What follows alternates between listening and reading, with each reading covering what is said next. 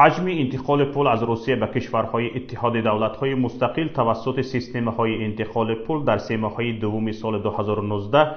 27.2% کم شده است. در این باره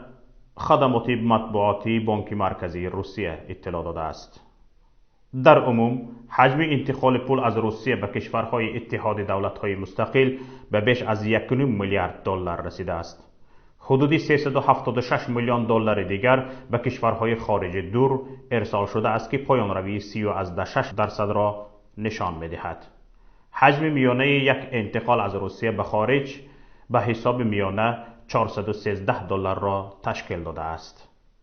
گفتنی است قبلا گزارش شده بود که حجم انتقال پول از طرف شخصان علاهیده از روسیه به تاجیکستان در سه ماهه اول سال جاری نسبت به همین دوره سال 2018 50.1% کم شده است.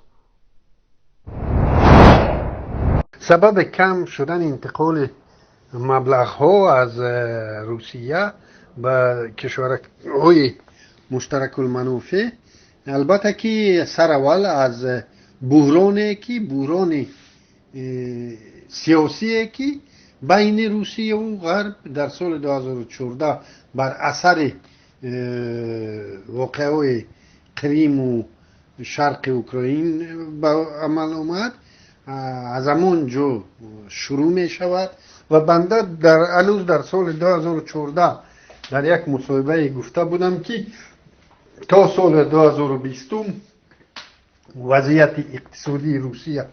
بدتر و بدتر می شود و بر آن به تاجیکستان تاثیر بیشتری خواهد داشت از آن که به خود اقتصادیات روسیه. و امروز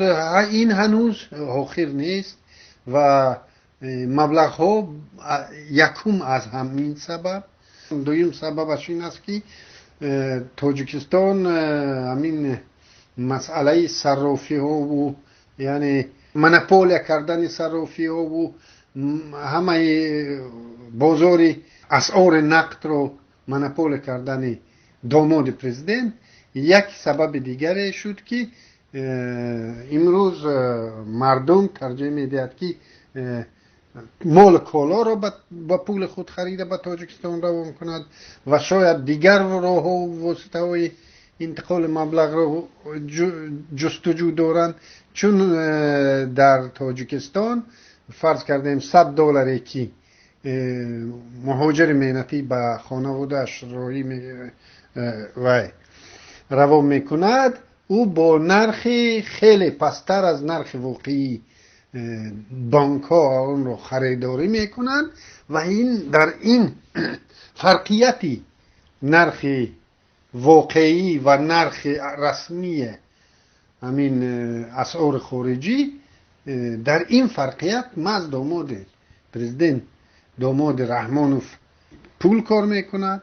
و سبب دیگرش شاید همین هم باشد، لیکن سبب اساسی این بحران اقتصادی در روسیه است و هنوز هم اون آخرش هنوز هم معین نیست. تا سالهای 20 21 22 وضعیت از این بدتر هم می شود. بانک مرکزی روسیه خبر داده بود که مهاجران در نیم ساله اول سال 2019 از روسیه به تاجیکستان 462 میلیون دلار انتقال دادند. در همین دوره سال 2018 باشد حجم انتقال پول 487 میلیون دلار را تشکیل داده بود.